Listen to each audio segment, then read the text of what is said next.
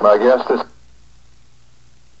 afternoon, Larry Abraham, and we're talking about two books, one that he co-authored called None Dare Call It Conspiracy, and a brand new book that he's got which is entitled Call It Conspiracy. So I suppose he decided to make it a little bit more straightforward than even the first book. Here's some important messages, and we'll be back. There are elitists in the country that simply say, we've got a plan to run the country, you'll do okay, but we're going to control it. Well, it's not only the country we're talking about, Marlon, it's the world. Okay. And if you take a look at the history of the world over the last 80 years, you'll find that this coterie of power interests were the ones who financed and have kept the communist governments, including the Soviet Union, in business right from day one. As Dr. Anthony Sutton, a name that probably will not be unfamiliar to many of your listeners, while Sutton was at the Hoover Institution at Stanford some years back, he did a massive 3-volume work called Western Technology and Soviet Economic Development, and proved conclusively that were it not for the West, primarily the United States, the Soviet Union would have come unstuck years and years ago. So we're not talking just about the United States, we're talking about the world.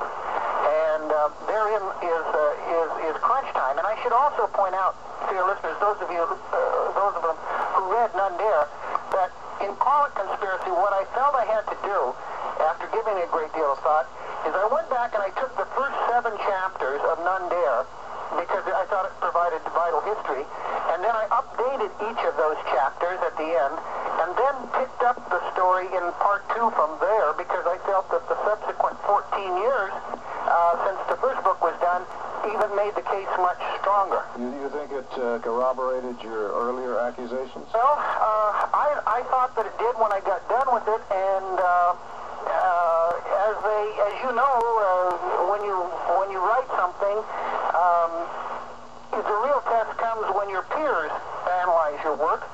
And I would have to say at this point, the thing that has given me the most personal satisfaction, although Call It Conspiracy is just barely out, has been the tremendous enthusiasm and reception it has received among my peers, because I think it's a much stronger book now than None Dare was, because we can say, okay, this is what Gary and I said back 14 years ago, or whenever it was, and now here's the subsequent activity since that time, and nothing said 14 years ago does anything but corroborate what has happened in the ensuing period of time.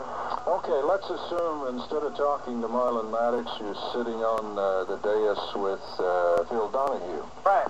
The Reverend Phil Donahue at this point leans over very close to your ear and holds the mic and in almost hushed tones says, now, Larry, do you mean to tell me that you believe that somewhere up in a smoke-filled room there's a group of men that are saying, we're going to rule the world, here's the way we're going to do it, and we'll pull the strings, and all the rest of us are doing what they tell us to do?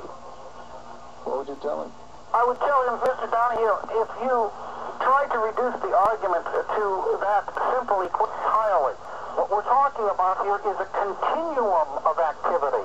We're not talking about a group of guys sitting around chomping on cigars and squeaking brandy, making daily decisions. What we're talking about is a continuum of activity that creates conditions that are predictable.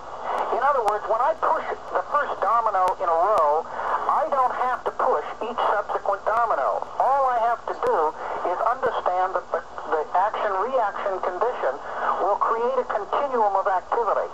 And when one studies such organizations as the Council on Foreign Relations, the Royal Institute for International Affairs, its counterparts in Europe, its predecessor, the Round Table Group in England, and you take a look and study their own writings, their own papers, their own studies, which have been going on for years, then you take a look at how those studies have been implemented, the people who've been doing the implementation, the musical chairs that are played both in and out of the major corporations, through the Council on Foreign Relations, into government, out of government, back into government. If you don't come to a conclusion that there's something going on here, then it's simply because A, you can't read, or B, you are so blinded by what you hope is not the truth that you refuse to acknowledge it. All right, let's take on the Council on Foreign Relations.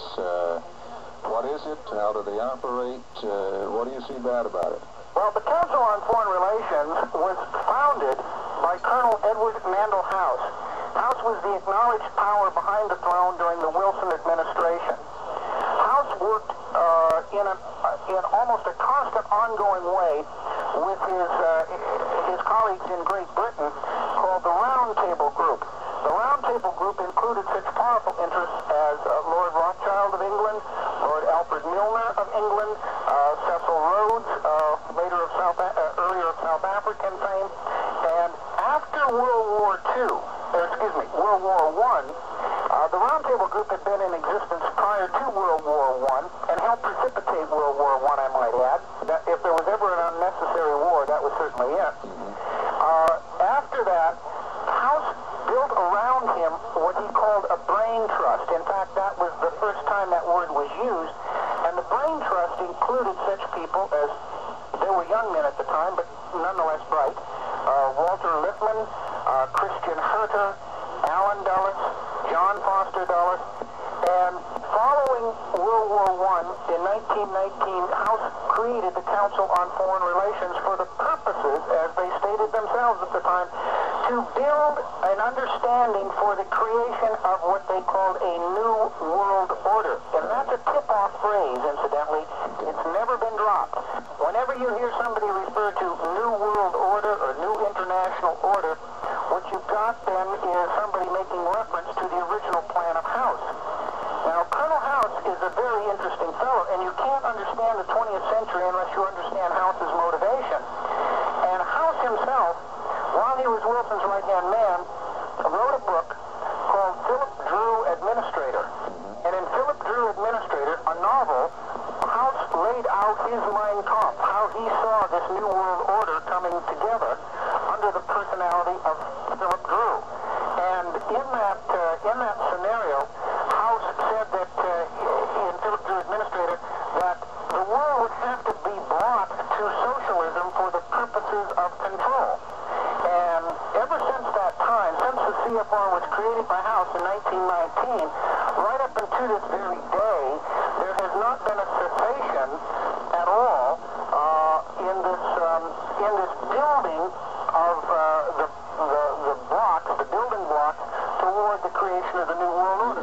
You're saying that the Council on Foreign Relations has picked up the same purpose? That was their purpose. That was why they were created. Now, the unfortunate thing about it is that there are many people who are invited to join the Council on Foreign Relations who don't have any idea of the agenda of the Council on Foreign Relations. Their ego is stroked by being invited. That's precisely right. Imagine, if you will, sitting down in Dallas, one day you get a letter from somebody like David Rockefeller inviting you to come to New York, be their guest for a cocktail party, and join the Council on Foreign Relations. With all these lofty-sounding phrases. Why, unless you were informed about it, you'd say, my goodness, when does the next plane leave, you know? So if you're saying, let's carry it a little bit further, you're saying that the roots of the Council on Foreign Relations is as you described it, then I get a little disturbed when it doesn't matter if it's John F. Kennedy, Gerald Ford, Richard Nixon, Jimmy Carter, or Ronald Reagan. That's in the White House. As I look below the presidency and start looking at the cabinet and into the State Department, I find members of the Council on Foreign Relations, the Trilateral Commission. Let's say there's nothing wrong, but I would have some problems with it if I looked and all or a big percentage of the cabinet members were all Baptists, or members of the Elks Lodge, or Masons, or if they were all Roman Catholics, if they all belonged to one club. I think I would have a little misgivings about this, Sir Larry. That's precisely the point. You see, that's what I would say to Mr. Donahue. I would say, look, if you don't believe there's a problem, let me turn it around on you.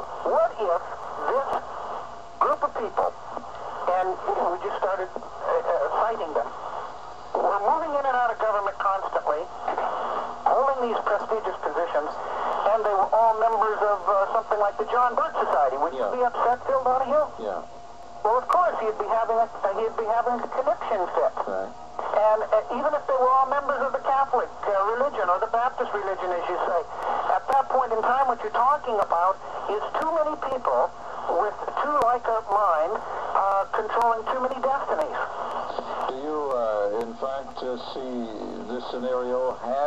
Do you have any statistics on how many on CFR Trilateral Commission have been in the White House? Well, it's just a constant condition. In the back of my new book, I have a chart which shows the people in government, the people in military, the people in the media who are currently part of the Reagan-Bush administration. But interestingly enough, it's a guy like George Shultz, our Secretary of State. Okay? Now, George Shultz is probably, without doubt, one of the most powerful men in the United States.